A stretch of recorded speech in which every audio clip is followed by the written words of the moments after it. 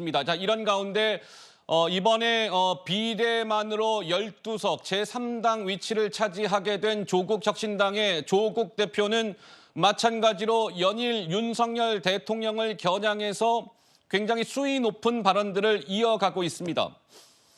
총선 전에는 니그들 쫄았지 이제 고마 치아라마 뭐 이런 발언들, 그리고 12석을 조국혁신당이 차지하게 됐다라는 소식을 들은 조국 대표는 더 빠르고 더 강하고 더 선명하게 행동해야 합니다. 일사불란하게 움직이시오. 이렇게 강조했습니다. 들어보시죠.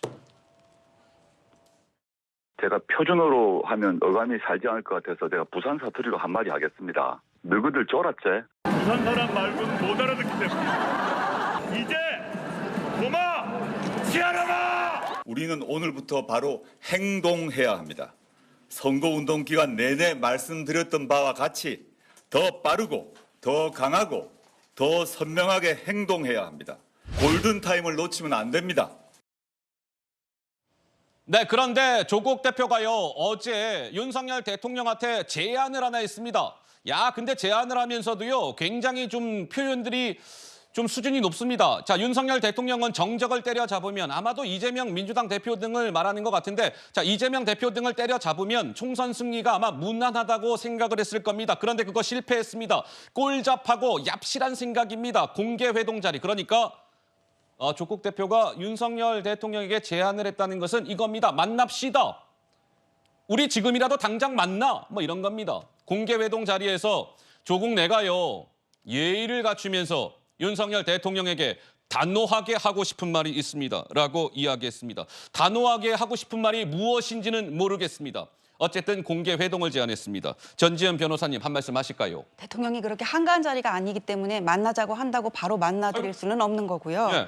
그리고 지금 뭐 교섭단체 구성할 정도의 그것도 아니고 12석이잖아요. 그다음에 뭐 아직까지 뭐 임기가 시작된 것도 아니고 당이 지금 전열을 갖춘 것도 아니고, 그다음에 정적을 때려잡으면이라는 말을 했는데, 정적을 때려잡았다 그러면은 뭔가 정치적인 의도를 가지고 말도 안 되게 몰아치기를 했다는 것 같이 그렇게 들릴 수가 있는데, 본인 같은 경우에는 2심에서 지금 실형받고 대법원에서 확정되기를 기다리고 있는 상황이고, 정경심 교수 같은 경우에는 4년 실형 확정됐고요. 아이고. 이재명 대표 같은 경우에는 그 대장동 사건 관련해서 그걸 윤석열 대통령이 얘기를 했습니까? 경기도 의회에서 먼저 터져 나왔어요. 그 얘기, 화천대유 누구 거냐고. 그래서 검찰이 조사해가지고 진행 중인 사건을 가지고 무슨 정적을 때려잡으면이라고 얘기를 했는지 저는 이해가 안 되고, 그다음에 회담을 제안한 의미는 본인이 어쨌거나 피고인 신분으로 법원에 재판을 받지 않았습니까? 그런데 이제 뭔가 12석 정당의 대표가 됐으니까는 대통령하고 동등한 자리에서 만나는 모습을 대법원 확정 판결 나기 전까지 국민들 앞에 보여주고 싶은가 본데, 예. 대통령 일정은 그렇게 잡히는 게 아니고 교섭단체도 구성하지 않은 제3당을 대통령이 이제까지 같이 만난 적은 없는 걸로 제가 알고요. 더군다나 지금 1대1로 만난 적은 역사상 없습니다. 그다음에 또 만나서 무슨 얘기를 하겠느냐, 무슨 얘기를 하겠는지 계속 누누이 얘기했잖아요. 한동훈 특검법 얘기하고 김건희 특검법 얘기하고 사회연대 임금제, 그런 말도 안 되는 얘기, 그건 제 생각입니다. 예. 그런 얘기 했었는데 만나가지고 검찰개혁, 특검법 그런 얘기 할 것 같은데, 그게 대통령이 제3당에 아직 당선자 신분인 사람이랑 만나가지고는 그렇게 얘기할 건지, 어차피 만나서 할 얘기도 없으면서 본인의 위상을 높이기 위해 대법원 확정 판결 나기 전에 저렇게 서두르는 모습이 국민들 보기에는 오히려 안타깝다는 말씀을 드리고 싶습니다. 자, 조금 전에 오늘 오전 영상 그거 좀 주세요. 따끈따끈한 영상이어서 한번 보여드리고 갈게요. 자, 조국 대표와 문재인 전 대통령이 있죠. 지금 저곳은 양산입니다. 양산, 평산마을에 있는 문재인 전 대통령 사저인데, 오늘 조국 대표와 오늘 조국 혁신당의 당선인들이 처음으로 이제 향해서 찾아간 곳은 문재인 전 대통령 사저였습니다. 대통령님, 저희 12석의 당선인을 배출시켰습니다. 보고 드리겠습니다. 뭐 이런 취지 아니겠습니까? 양산도 비가 오는군요. 자, 우산을 받쳐들고 문재인 전 대통령과 조국 대표가 오늘 오전 양산 평산마을에서 만났습니다. 자, 왜 조국 대표는 그동안 윤석열 대통령의 임기는 3년 남았는데요, 너무 길어요 라는 이야기라든지, 윤석열 대통령은요 레임덕을 넘어서 데드덕에 이르게 될 겁니다 라든지, 뭐 이런 발언을 줄곧 해왔습니다.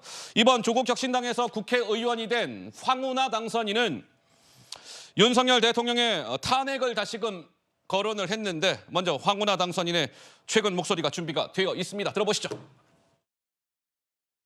한 장관은 탄핵 사유가 지금 자꾸 넘칩니다.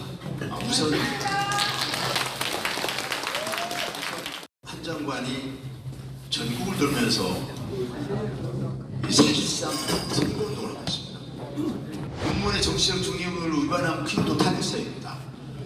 이런 사람이 탄핵 안 당하면 누가 탄핵 당합니까? 경망스럽게 깐족대던 한동훈 씨 입이 닫혔습니다. 다급해진 여당은 우연 소지가 있는 조국 황운하 방지법 운운합니다. 여러분, 여당이 만들어야 할 법은 김건희 특검법이고 윤석열 방지법 아니겠습니까, 여러분? 자, 황운하 조국 혁신당 이제 당선인이 뭔가 글을 하나 공유를 했는데 어제 그 황운하 당선인이 공유한 글은 이런 겁니다. 윤석열 대통령의 이제 탄핵을 이야기하는 겁니다. 사퇴하지 않으면 스스로 대통령직에서 물러나지 않으면 탄핵을 당하게 될 겁니다. 윤석열 대통령을 겨냥해서 야비한 성품, 영혼 없이 떠들면서 허세를 부려요. 상식 이하의 인물이에요. 국민은 그를 바라보는 것도 싫어해요. 이러한 문구가 담긴 글. 결국 결론은 윤석열 대통령을 탄핵해야 합니다라는 글이었는데 그것을 황운하 당선인이 공유를 했다 이것입니다. 글쎄요, 우리 장유미 변호사님 특별히 하실 말씀이 있으실까요? 지금 국면에서 탄핵이란 말의 무게가 상당히 가벼워진 측면이 있죠. 이런 상황 초래한 게 누굽니까? 윤석열 대통령입니다. 이번에 총선의 결과는요.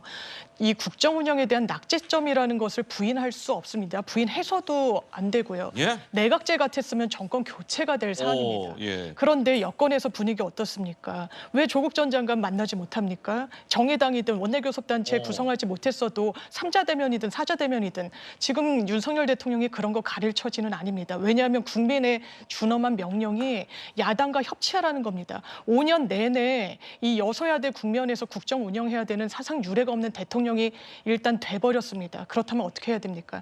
야당 대표도 만나고 여러 정치적인 뭐 정적이든 아니면 반대 세력이든 만나고 끌어안아야 본인의 정치적 입지가 열리는 거 아니겠습니까? 그런데 그런 선택을 하지 않는다.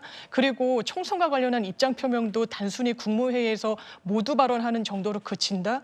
국민들이 그냥 두지 않으실 겁니다. 그런 거에 대한 신호를 이미 줬는데 그리고 그 이전에는 강서구청장 선거에서 보여줬는데 거기에서 한 발짝도 움직이지 않는다면 더 큰 역풍이 불 수밖에 없을 겁니다. 자, 제가 오늘 방송 직전에 기사를 보니까요. 내일 윤석열 대통령이 국무회의를 주재를 합니다. 국무회의를 내일 오전에 윤석열 대통령이 주재하는 자리에서 이번 총선 결과에 대한 윤 대통령의 메시지가 나올 거다. 이런 보도가 나왔습니다. 그러니 총선 결과에 대한 윤석열 대통령의 첫 직접 육성 메시지가 되겠죠. 내일 그것도 저희가 살펴서 전해드리도록 하면서